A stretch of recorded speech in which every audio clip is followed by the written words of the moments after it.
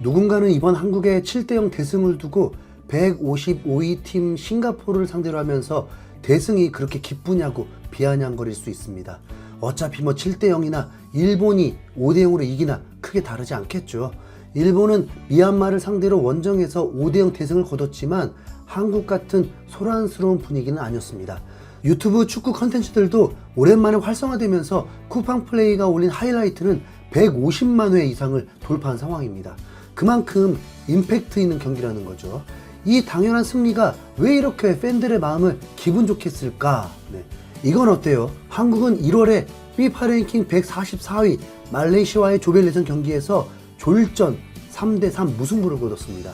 3골이 문제가 아니라 144위 팀에게 3실점을 했던 거죠. 요르단은 82위 팀인데 조별 예선에서 한국은 2실점을 했고 4강전에서는 충격적인 0대2 패배 수모를 겪었습니다. 이때는 클린스만 감독이 이끌 때였습니다. 기억하고 싶지 않죠. 클린스만이 떠난 이후에 임시 감독으로 황선홍 감독을 앉혔는데 101위 태국에게 홈에서 한 골밖에 넣지 못했고 실점까지 하면서 무승부를 기록해버렸습니다. 2024년도 이 정도 성적이면 한국의 FIFA 랭킹은 20위권이 아니라 50위에서 70위권이라고 해도 할 말 없을 것입니다. 대한민국 역사를 통틀어 최강 스쿼드를 구축했는데도 이런 처절한 경기 결과들을 어떻게 팬들이 납득하겠습니까? 태국과의 홈경기 때는 보이콧하자는 말까지 나올 지경이었습니다. 그렇다면 이번 싱가포르와의 7대0 대승은 충분히 의미를 둘만하죠. 점유율 65%, 슈팅 17개 때리는 동안 유효슈팅이 10개고 10개 중에 7골이 나왔습니다. 이런 결과를 낸 것은 먼저 감독들에게 고마워해야 하는 게 맞겠죠. 김도훈 감독님보다 싱가포르의 일본 감독이 고맙습니다.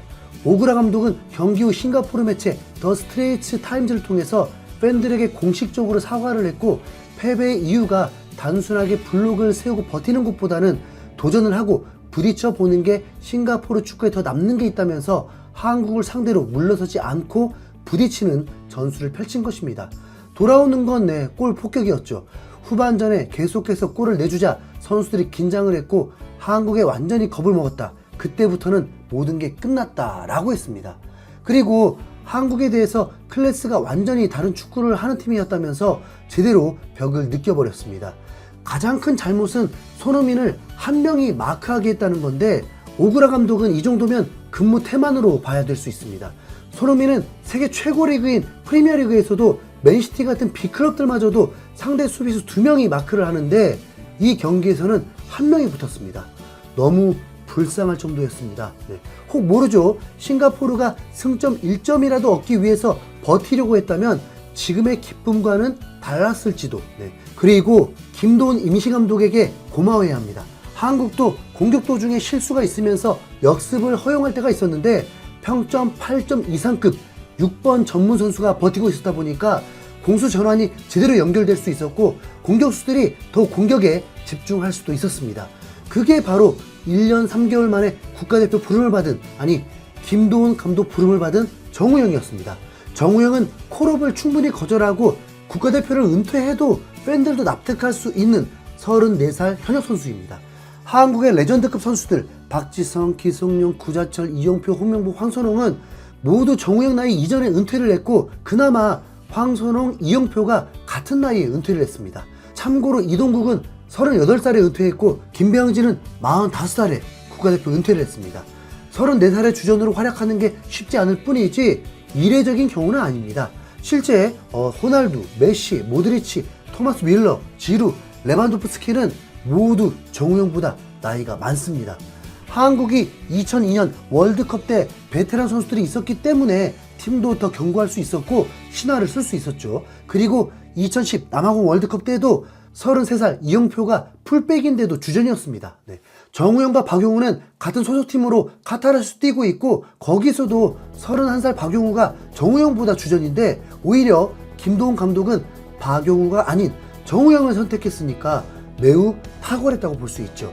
김도훈 감독은 경기 후 인터뷰에서 한국 축구가 위기라고 하지만 선수들은 기회로 삼아야 한다고 했고 주장단이 잘 도와주면서 새로운 선수들이 빠르게 적응할 수 있도록 만들어줬다고 대승에 대한 소감을 전했고 주민규의 골은 예상했지만 어시스트가 3개인 줄은 몰랐다면서 본인도 매우 뿌듯해했고, 배준호를 다시 한번 칭찬하면서 같이 뛰어보니 굉장히 많은 잠재력을 갖고 있는 것으로 판단됐고, 볼을 갖고 움직이면서 플레이하는 부분은 팬들에게도 새로운 유형의 선수가 나타났다는 신호로 본다면서 극찬을 했습니다.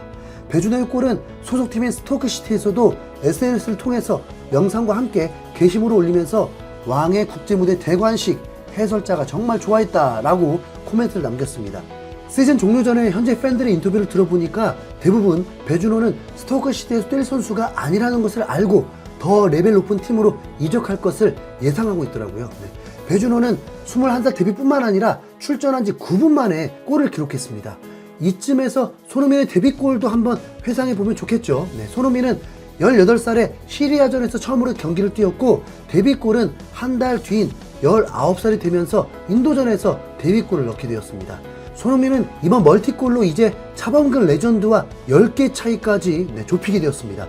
경기 후 인터뷰에서 팬들의 사랑을 보답하고 자신의 몸 상태가 매우 좋다는 것을 팬들에게 전하면서 앞으로 할 수 있는 데까지 국가대표를 할 것임을 다시 한번 공개적으로 밝혔습니다. 그럼 최종 예선에서 10경기를 뛰기 때문에 최다 출전 기록이 북중미 월드컵 본선 때 홍명보 감독의 137경기를 넘을 수 있게 되고, 다음 중국전을 비롯한 최종 예선 안에서 경기당 한 골만 넣어도 국가대표 최다 득점까지 갈아치우게 됩니다. 손흥민은 인터뷰에서 해트트릭도 가능할 수 있었다면서 자신이 욕심이 많은 선수라는 걸 솔직히 밝혔기 때문에 바로 눈앞에 있는 한국 축구 역사적 기록들인데 멈추는 것은 너무 아쉽죠. 이번 경기 7대0 대승에는 모든 골에 어시스트가 붙었습니다. 그건 모두 행운의 골들이 아니라는 것을 의미하기도 합니다. 주민규 어시스트 3개, 김진수, 이재성, 박승우, 조유민까지 굳이 아쉬움이 있다면 세르비아의 올해의 선수 황인범의 중거리 슛이나 어시스트까지 있었다면 얼마나 좋았을까 했습니다. 주민규는 케인의 세레머니를 따라하기도 했는데 경기에서도 중원까지 내려와서 롱킥으로 손흥민에게 연결해주면서 어시스트를 올렸거든요. 이러면 북중미 월드컵 데려가야 하는 거 아닐까요? 월드컵까지 바라본다면 분명 한국에겐 큰 과제가 있습니다. 6번을 어떻게 해야 할까? 벤투 이후에 분명 대책이 있었다고 봤습니다. 손준호죠. 하지만 손준호는 억울한 옥살이를 하게 되면서 1년 동안 축구를 할 수 없게 되었고, 선수 생명도 끝이 날 수 있을 정도로 엄청난 피해를 받습니다. 바로 중국의 만행 때문에요. 그래서인지 이번 6차전 중국과의 경기는 팬들이 손준호 복수 경기라고 말을 하기도 합니다. 손준호를 잃은 건 한국 축구에게도 매우 큰 피해죠. 제대로 갚아줘야 합니다.